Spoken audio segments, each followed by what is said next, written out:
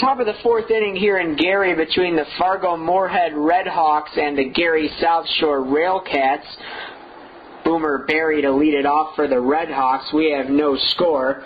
Berry fakes a bunt at the first pitch, 0-1, as it caught the tail end of the strike zone. Tony Kogan, a Chicago, Illinois native, pitching for Gary right now. He's got an 0-1 count and a left-handed power hitter to boot. The 0-1 pitch, driven high in the air by Berry, deep center field. Hake trailing it back, off the wall, over the wall, not for a home run, but for a ground rule double. And Boomer Berry has the rest of the Redhawks bench saying thank you very much. He leads it off with a double here. An 0-1 count. It was a hanging slider hung right over the edge of the plate, and Boomer Berry just raked it in the deep right center field. Hit off the warning track once, hit the top of the wall, and bounced right over that 404 sign. Boomer Berry is 1 for 1 on the game. He walked in his first at bat during a long first inning. That'll bring up the center fielder, Joe Mathis. Kogan comes set with the 0-0 delivery, and the pitch misses low, a fastball. Joe Mathis 0 for 1 on the day. He struck out trying to bunt over Boomer Berry, who walked during a long first inning. Mathis, out of Manhattan, New York, finds himself now in Fargo, North Dakota, and in the top of the fourth inning in a 0-0 draw here in Gary. And the pitch to Mathis. He takes one inside. It's a changeup that just got away from Kogan. It was something off speed, registered here at the stadium at 77 miles an hour. Kogan in trouble, down 2-0 to a supreme hitter in Joe Mathis, hitting 6 in this order. He's got a lot of pop. Here's the 2-0 pitch from Kogan, who comes set. And the ball is driven in the deep right center field. Trailing it back as Reese. He's not going to get it. Right fielder gets to the ball. It's off the wall. Coming around to score is Boomer Berry. It's a double for Joe Mathis. And the Fargo-Moorhead Redhawks are on the board first here in Gary. It's 1-0. Once again, a hanging slider. It appeared to be from Kogan. Definitely something off speed. He's got a fastball, a changeup, and a slider here on the scouting report. That was a hanging slider that Joe Mathis just took into right center field. He went with the pitch. It hung off the outside corner of the plate, to which Mathis responded, and he was just going to take it the other way. And he just took what was given him right there. And after a no-out double and a 1-0 lead for the Redhawks, Cole Zimmerman, the left-handed first baseman, will come to bat. Coming set is Kogan with his 0-0 delivery. Strike one right down the middle, a fastball registered at 93 here on the stadium gun. Cole Zimmerman, 0 for 1 on the day. Once again, he hit in that long first inning that resulted in no runs, saw 6 men come to the plate, and Zimmerman popped out to end it. Here's the 0-1 to Cole Zimmerman, caught the outside corner. No, it did not. As the umpire appeared to be signaling strike, he was just adjusting his helmet. A 1-1 count on Cole Zimmerman. Cole Zimmerman, K-O-L-E, no relation to Washington Nationals third baseman stud Ryan Zimmerman, but he plays the other corner of the infield, and he plays it well defensively, as was shown in the third inning. He made a diving stop on a Brett Wallace line drive, and he drives it deep to right field himself. Going back is Reese, feeling for the wall, making the catch. Tagging up and going the third is Joe Mathis.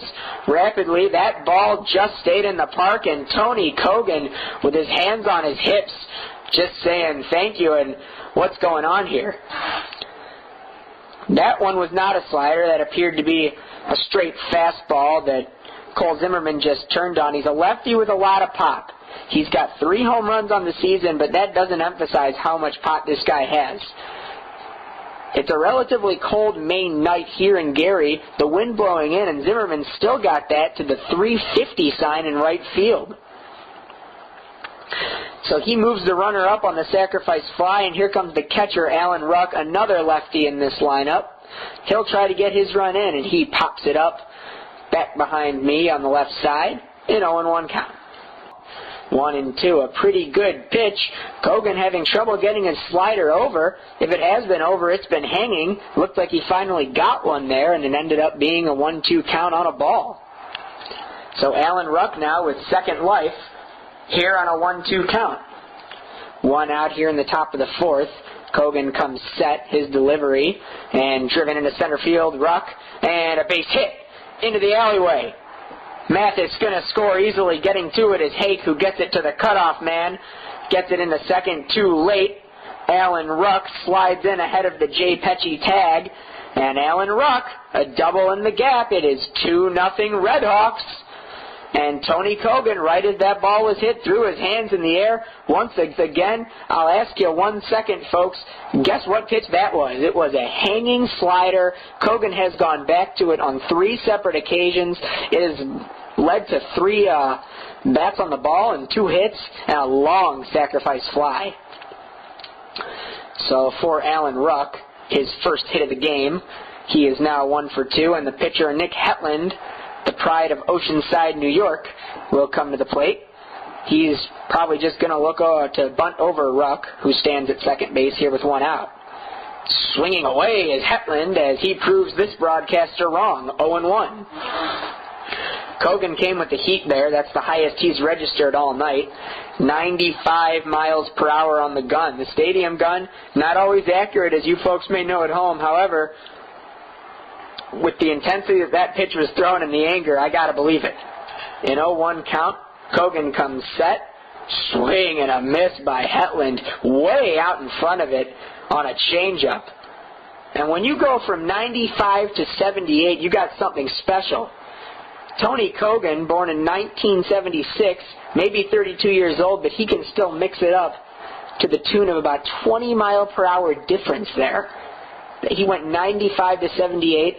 He's got Nick Hetland, a pitcher, down in the count 0-2, so you got to believe that he'd have trouble being able to read those pitches anyways. Kogan comes set with his 0-2. A fiery delivery right down the middle, 90 mile per hour fastball from Kogan, and he struck him out. Looking to strand a runner here on second. That's a good start with 1 out. So if you can mix it up like that, which Kogan did on that last at bat, you're going to find a lot of success.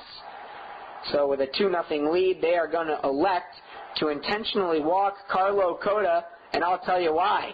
He is leading this independent league in batting average. He's hitting a staggering .367, and they will take their chances with a second baseman in Jeremiah Pipecorn rather than this lefty just slap hitter in Carlo Cota. You don't see slap hitters get intentionally walked a lot like this, but in Coda's case, I can't really blame the Railcats. Kogan took one look to his dugout. His manager said, he put up the 4, saying, you walk this guy. And he delivers the 4th pitch as I say that, as Jeremiah Pipecorn will come to the plate. Right-handed second baseman. Not as concerned with him as they are with Cota. He's down at a .286 mark. Still very respectable, very above average.